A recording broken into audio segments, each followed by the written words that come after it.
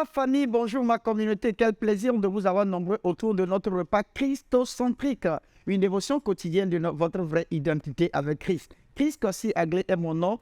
Je suis votre serviteur. Quel plaisir de vous avoir nombreux.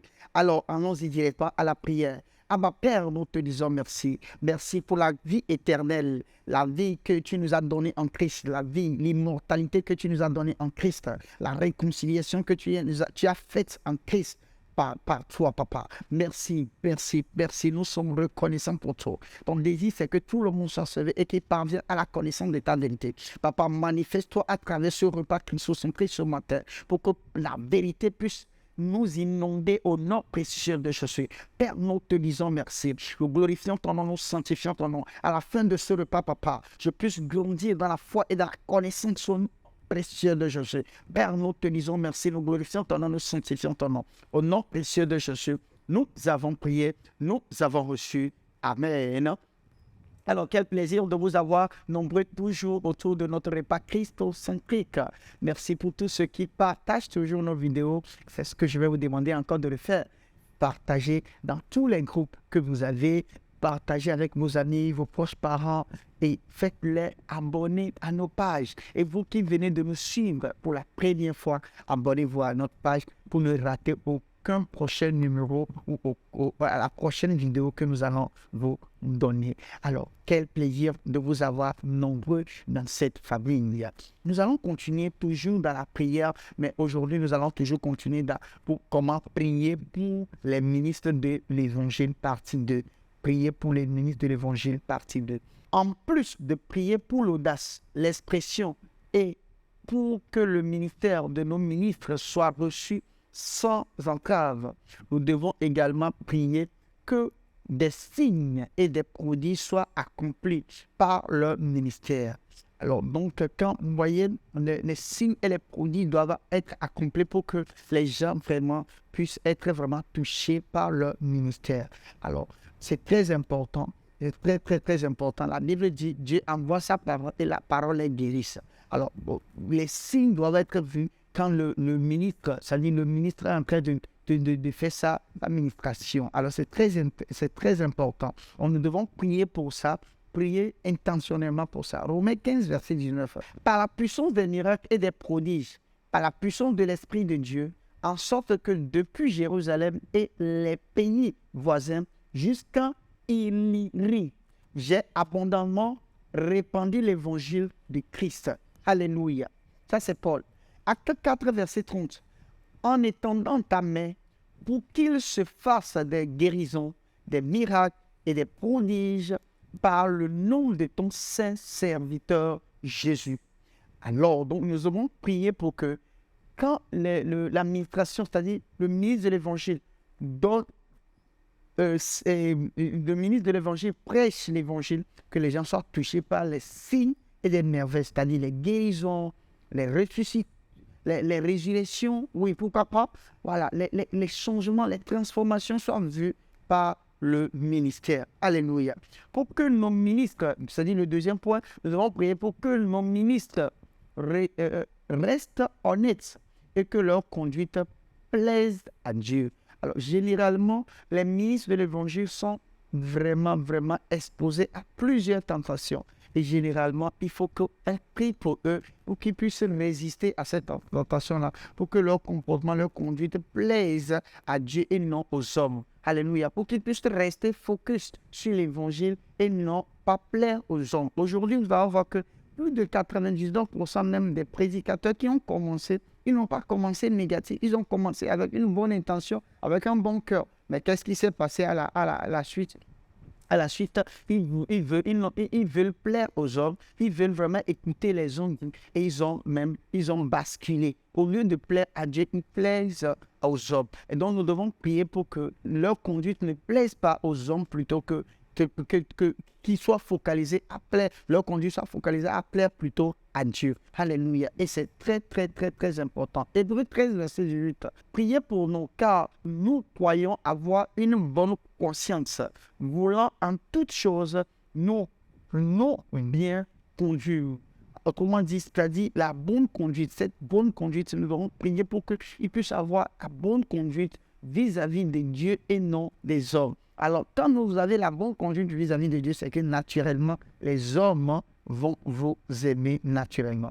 Nous prions pour qu'ils maintiennent leur intégrité dans le service, ou bien, oui, dans le service de Dieu, autrement dit, dans leur intégrité, dans le service de Dieu, et c'est ce que je viens de dire. 1 Corinthiens 16, verset 9. Car une porte grande et d'un accès efficace m'est ouverte, et les adversaires sont nombreux. Alors, quand vous connaissez Jésus-Christ, Dieu tout-puissant, dans une chair humaine, a eu des adversaires. À plus forte raison, vous qui le suivez, les ministres qui prêchent la même chose qu'ils prêchent, donc les ministres ont tellement d'adversités. Nous devons prier pour que ces adversités-là, vraiment, ne les atteignent pas. Alléluia. Nous prions pour eux car ils font face. Alors, vous allez voir que généralement, beaucoup de croyants ne savent pas que les pasteurs aussi passent par des problèmes. Les pasteurs passent par des problèmes, des fois même pire que vous. Et vous ne savez pas. En tant que croyant, vous devez prier pour votre pasteur. Parce qu'il passe par des moments où il ne peut pas vous parler. Vous allez voir que vous, quand vous avez des problèmes, vous vous adressez au pasteur. Vous avez des problèmes, vous vous adressez au pasteur. Et le pasteur prie avec vous. Le pasteur vous donne des conseils. Le pasteur reste, il est avec vous. Mais en réalité, lui aussi, il passe par des problèmes. Il passe par des problèmes, mais à qui parler? Généralement, il s'adresse directement à Dieu. Mais ce n'est pas suffisant. Et c'est un être humain aussi comme vous. Voilà pourquoi vous devez vraiment vous engager dans la prière avec lui et pour qu'il soit délivré et qu'il soit protégé. Et pour ces oppositions qu'il connaît quotidiennement pour qu'il puisse vraiment aller au-delà de ces oppositions-là. Alléluia. Et c'est très important parce que l'exposition nous fait amener beaucoup d'adversité. Donc, c'est vraiment très important en tant que croyant de prier pour les ministres de l'Évangile, les pasteurs, les autorités religieuses, pour que vraiment qu'ils puissent vraiment tenir face aux adversités. Alléluia. Et ce jour, nous allons faire un exercice comme hier. Nous allons prier en esprit pour 5 ministres que vous connaissez. Donc, vous allez citer 5 ministres de l'Évangile et de l'Évangile de Dieu que vous connaissez. Si vous n'avez pas 5, il n'y a pas de problème. Citez quand même l'autre papa, docteur Edel Damina, bien sûr. Et si vous voulez bien sûr, je demanderai que vous citiez mon nom et vous priez pour nous. Et c'est très important, c'est très important. Et si vous connaissez d'autres, vous listez dans la liste, vous mettez au moins minimum 5. J'ai dit minimum, donc vous connaissez plus, vous pouvez mettre plus. Et priez tout au long de cette journée-là en langue. Priez pour ces ministres-là. Que Dieu vous bénisse.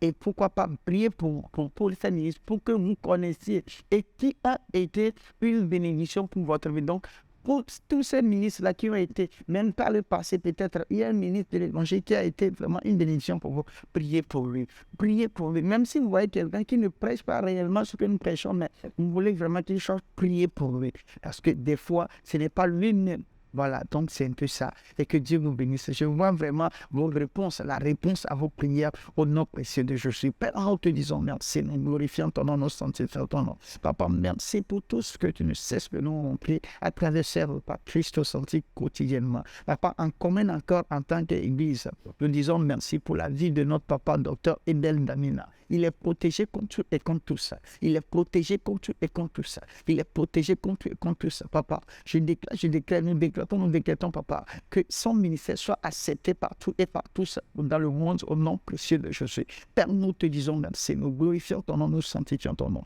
Et par l'extension, nous prions pour toute personne qui prêche l'évangile, tous serviteurs de Dieu, papa. Nous demandons, papa, qu'ils se ralignent dans l'évangile de Christ au nom précieux de Jésus. Et pour ceux qui le font déjà, papa, fortifie-les encore plus au nom précieux de Jésus. Père, nous te disons merci. Nous glorifions ton nom, nous sanctifions ton nom. Au nom précieux de Jésus, nous avons prié, nous avons reçu. Amen. Quel plaisir de vous avoir jusqu'à la fin de ce repas. Merci pour l'opportunité que vous me donnez quotidiennement de vous apporter l'évangile. Merci beaucoup. C'est vraiment un plaisir pour moi de savoir que vraiment vous nous soutenez.